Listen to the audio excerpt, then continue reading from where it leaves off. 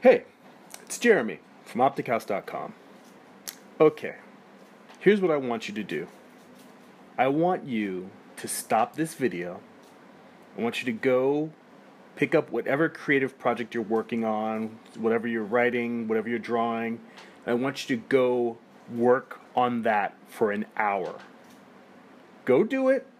The video will be here when you come back. Go get some work done. Come back in an hour.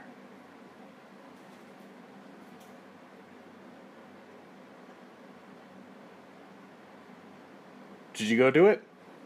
All right. Okay. So, sometimes the most important thing you can do, in fact, most times, the most important thing you can do is just go put your ass in the chair and get work done. I've been thinking a lot about procrastination and also productive procrastination. There's always so many things that we have to get done, so many things we want to do, and there's just not enough hours in the day. I know that, you know that. And I'll tell you, I was actually going to record the audio and post this drawing video yesterday, but I just wasn't in the mood. I mean, not that I don't love talking to you guys. I do. I like sharing what I'm thinking about, what I'm working on with people, and the fact that people actually respond to it, to my crazy thoughts and musings on artwork and creativity is astounding to me, and I'm grateful for it. But, I guess I just was not in a chatty mood, unlike one of my cats, which is at my heel right now. I just wasn't feeling it. So I decided, well, why don't I, instead of trying to force myself to do something that I don't think is going to come out well because I'm not in the mood, why don't I go be productive in another way? And if you're going to procrastinate, you could go and just, watch Game of Thrones or go play a video game, or you could say, well, why don't I go do something else that I've been procrastinating against doing and get work done and be productive in another way? And I have been slowly working my way through gray toning the early issues of Morning Star for the eventual trade paperback collecting issues 1 through 4. And the process is taking way longer than it should, because I'm not even doing full color. It's just the black and white gray tones. It's like the way that issues 4 and issues 5 look. I'm doing kind of the same process. But it's just, usually I'm only able to get like 1 hour a day in of work on it. Usually I work on it during my lunch breaks at the day job. And even that, I haven't been able to do it every day consistently. So I thought, hey, it's the weekend. I've got a big chunk of time here. Why don't I just sit down and just go hard at it and just get as many pages toned as possible. And when I'm done with the drawing video, I'm going to go out, do a couple of chores, and come back and keep working on those pages. So, I think it's a good idea to have your main project, your main thing that you're really working on and trying to get done at the forefront, but then always have one or two go-to projects to switch gears to whenever you run out of steam on your main project. And let's say that I wasn't in the mood to work on great drawing those pages. I could have said, well, you've been trying to build up a buffer for your drawing videos. Why don't you go record audio for a couple more videos?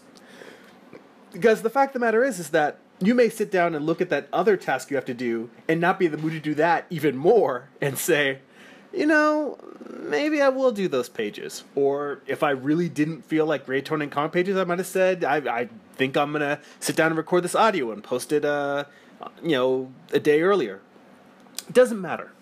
The point is no one's going to tell you, go sit down and put your ass in the chair. I mean, I did that at the start of this video. But for argument's sake, generally speaking, you're the one who's going to have to do that for yourself. And you want to talk about having discipline, that's the definition of what discipline is being able to tell yourself and make yourself do the things that need to get done to be productive when no one else is going to tell you to do it. Because if no one else tells you, it's not going to get done. And that project, that dream project of yours that you've always wanted to make happen, it's never going to happen. You are the one who decides what does or doesn't get done. You need to make the choice to do it. So, I don't know. Felt like giving you a little motivational hype talk today, and I figured I'd use my own little battle of procrastination as an example. What I try to do when I'm feeling those same blocks that you're feeling. You know, there was something else I wanted to follow up on. In the last drawing video I did, I was talking a lot about lighting and tone. And there was one thing that I forgot to mention when I was talking about the artist Jim Haldaway. And it's not necessarily that he just has dark darks and light lights. I mentioned the fact that I felt like he got a full range of tones.